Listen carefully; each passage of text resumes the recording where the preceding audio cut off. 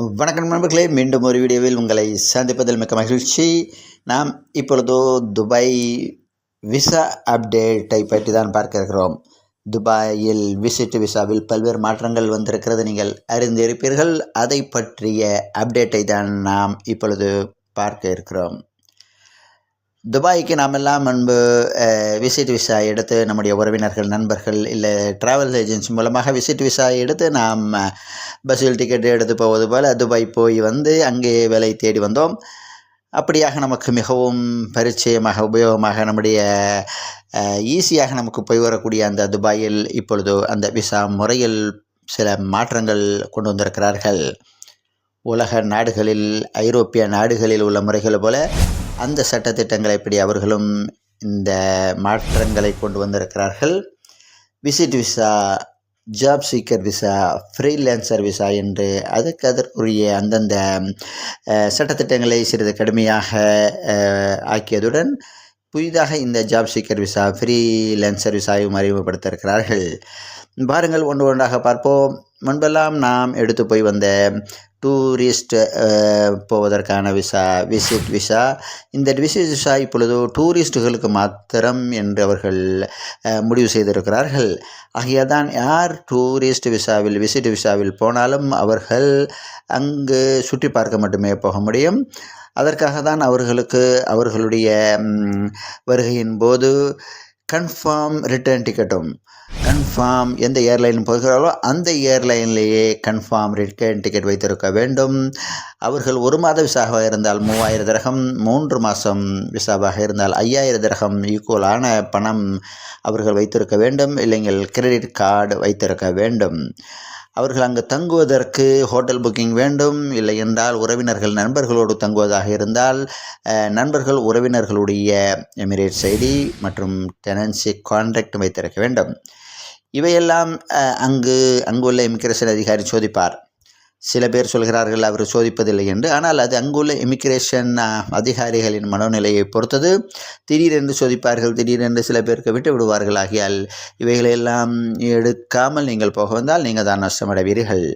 ஆகையால் hotel booking செய்து கொள்ளுங்கள். booking.com மூலியமாக ஹோட்டல் புக்கிங் செய்து கொள்ளுங்கள்.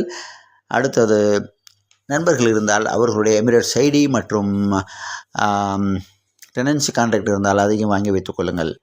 திரஹம்ஸும் வைத்துக்கொள்ளுங்கள். இல்லைங்கள் கிரெடிட் கார்டு வைத்துக்கொள்ளுங்கள். அவைகள் இருந்தால் மட்டுமே நீங்கள் அங்கு துபாயின் உள்ளே அவர்கள் இமிக்ரேஷன் அதிகாரிகள் அனுமதிப்பார்கள்.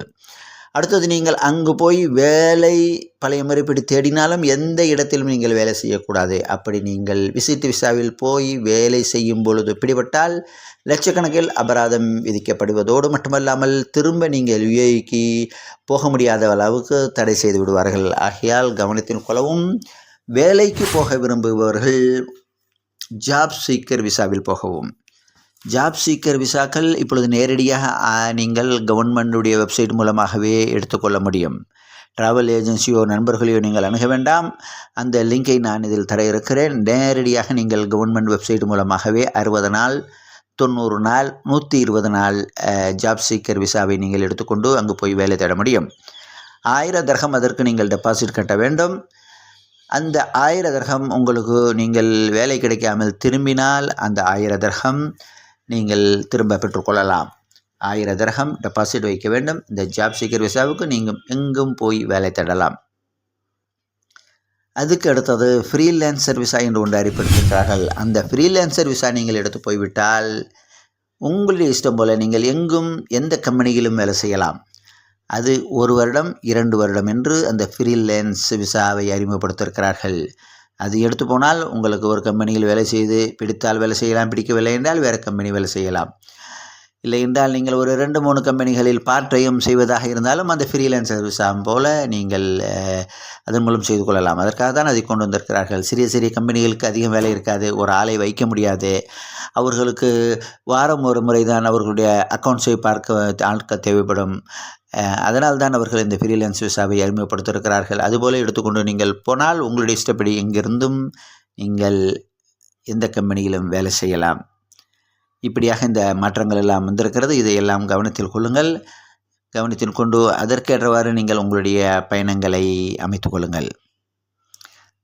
யுஏஇயும் துபாயும் ஐரோப்பிய நாடுகளைப் போல இந்த சட்டத்திட்டங்களை மாற்றியிருக்கிறார்கள். அதோடு ஜாப் சீக்கர் விசா இங்கு மாத்திரமல்ல, பல்வேறு நாடுகளிலும் job seeker visa, Italy, Germany போன்ற நாடுகளிலும் ஜாப் சீக்கர் விசா இருக்கிறது. அதை பற்றிய விவரங்கள் வேண்டுமானாலும் நாம் அடுத்து தொடர இருக்கிறோம். ஆகையால் நம்முடைய யூடியூப் சேனலை சப்ஸ்கிரிப்ஷன் செய்து கொள்ளுங்கள். அருகில் இருக்கும் பெல் பட்டனை அமைக்கி உடனுக்குடன் நம் வீடியோக்களை நீங்கள் பெறலாம். இதன் முக்கிய மற்ற இன்னொரு செய்தியாக, ஜெர்மனியில் நிறைய ஹெவி டிரைவர்கள் தேவைப்படுகிறார்கள். அங்கு இப்பொழுது வண்டி ஓட்டி கொண்டிருக்கிற நிறைய பேர் அங்கு ரிட்டையர்ட் ஆகக்கூடிய வயதில் இருப்பதால் அங்கு இந்த உலகப்போருக்கு பிறகு நிறைய பேர் இறந்து போய்விட்டார்கள். அதனால் ஒரு ஜெனரேஷனே கேப் இருக்கிறது.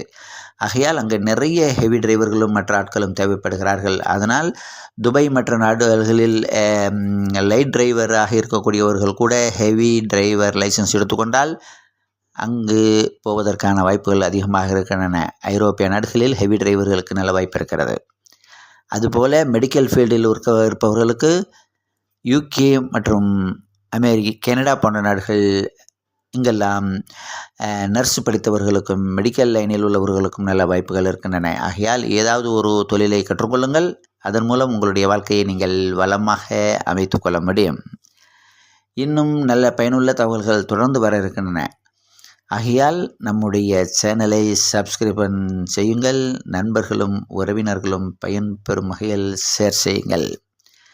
கனடாவிலும் இப்பொழுது நிறைய பிரச்சனைகள், வேலை கிடைப்பதில்லை. ஆகையால் கனடா அரசாங்கம் புதிய சட்டத்திட்டங்களை கொண்டு வந்திருக்கிறது. அதை பற்றியும் நான் அடுத்த வீடியோ போட இருக்கிறேன். அதே நேரத்தில் கனடாவுக்கு ஈஸியாக போகக்கூடிய ஒரு அருமையான வழியையும் சொல்லியிருக்கிறேன். என்னுடைய கனடா போக ஈஸியான வழி 2024 என்ற வீடியோவை பாருங்கள்.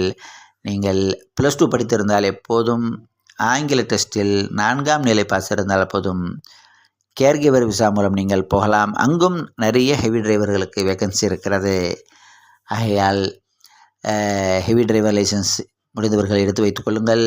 அதன் மூலம் நீங்கள் உலகத்தின் பல பாகங்களில் போய் நன்றாக சம்பாதிக்க முடியும். இதுபோல் பல அதோடு கனடாவுக்கு நீங்கள் போனால் கனடா விசிட் விசாவை வைத்துக்கொண்டே கனடாவிலிருந்து நீங்கள் லைசன்ஸ் எடுத்துக்கலாம். அதுபோல் வசதி உண்டு. அடுத்தது, கனடாவில் இப்பொழுது கொரோனாவுக்கு பிறகு விசிட் விசாவில் போய் வேலை விசாவால் மாற்றிக்கொள்ளலாம் என்ற சட்டம் இருந்தது. அதையெல்லாம் இப்பொழுது நிறுத்தப்பட்டு விட்டது. இப்பொழுது நீங்கள் அப்படி மாற்ற முடியாது. இதுபோல் பல பயனுள்ள தகவல்கள், வேலைவாய்ப்பு தகவல்கள், எந்தெந்த நாட்டில் வேலை வாய்ப்புகள் அதிகம் இருக்கின்றன, அதை பற்றிய விவரங்கள் எல்லாம் தொடர்ந்து இந்த வீடியோ மூலம் இந்த சேனலில் வரும். சப்ஸ்கிரைப் செய்து கொள்ளுங்கள்.